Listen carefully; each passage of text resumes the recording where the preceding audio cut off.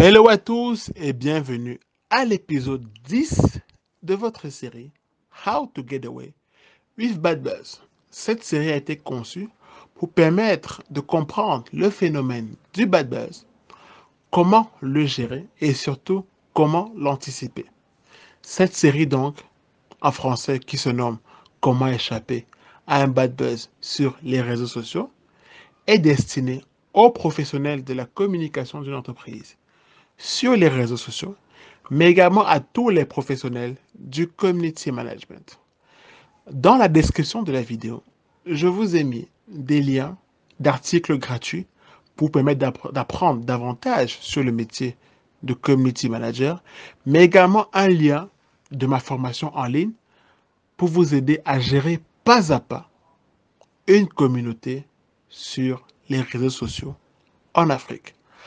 Alors, l'épisode 10 de votre série How to Get Away with Bad Buzz va s'arrêter sur une autre technique d'anticipation des bad buzz. Il s'agit de la mise en place d'un scénario de gestion de crise. Je pense que parmi vous qui êtes en train de m'écouter, il y a des personnes qui sont fans de football. Et bien évidemment, avant de jouer un match de football, on s'entraîne. Avant de devoir tirer un penalty dans un match de football, on s'entraîne à tirer des pénaltys durant les entraînements. C'est pas le jour où on vous dit vous allez tirer un penalty à la 90e minute et que le score soit d'un but partout et que tout le monde se repose sur votre pied magique que vous allez vous demander comment est-ce que je vais tirer ce penalty, où est-ce que je vais mettre la balle, quelle posture je vais adopter et quelle vitesse de course je vais prendre. Il faut bien se préparer à l'avance. Ça veut dire que lorsqu'une crise arrive, on n'improvise pas une gestion de crise. On l'anticipe. En interne, préparez-vous à gérer une crise avec un scénario que vous allez monter et que vous allez essayer de mettre en application. Remarquez bien que lorsque les pompiers interviennent dans un immeuble en feu, ils ont généralement des exercices, des simulations pour leur permettre de rapidement intervenir sur les lieux. Donc vous allez mettre en place progressivement des étapes en interne pour anticiper un bad buzz. Première étape, savoir la source du bad buzz. Qui est l'émetteur ou l'émettrice de votre bad buzz? Rapidement. Est-ce que vous allez sortir un communiqué de presse? Est-ce que vous allez faire intervenir un gestionnaire d'entreprise? Ça peut être le secrétaire général, ça peut être le président de votre entreprise, ça peut être le directeur général, ça peut être le fondateur. Qui va prendre la parole dès lors qu'une crise intervient?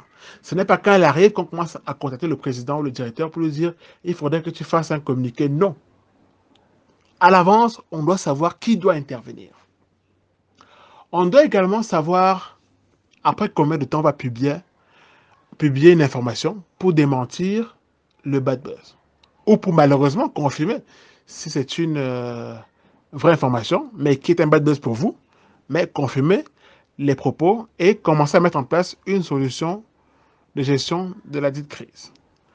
Vous avez aussi la possibilité de savoir si vous allez contacter des influenceurs.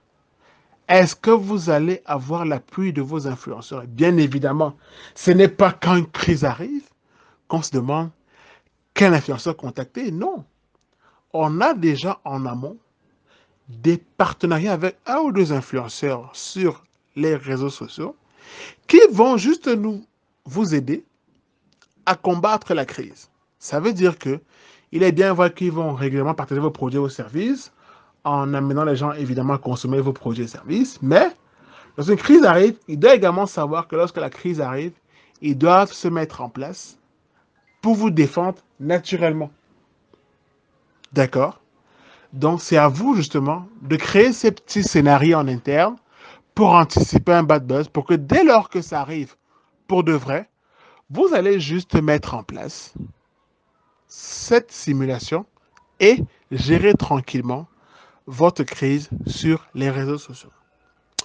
Vous avez en description de la vidéo un lien pour ma formation en ligne qui va vous aider justement à bien gérer votre bad buzz avec des exemples plus précis. Donc, je vous invite à me rejoindre sur cette formation en ligne pour avoir plus d'éléments dans la gestion de votre bad buzz. Merci et à bientôt pour d'autres contenus instructifs dans le community management en Afrique.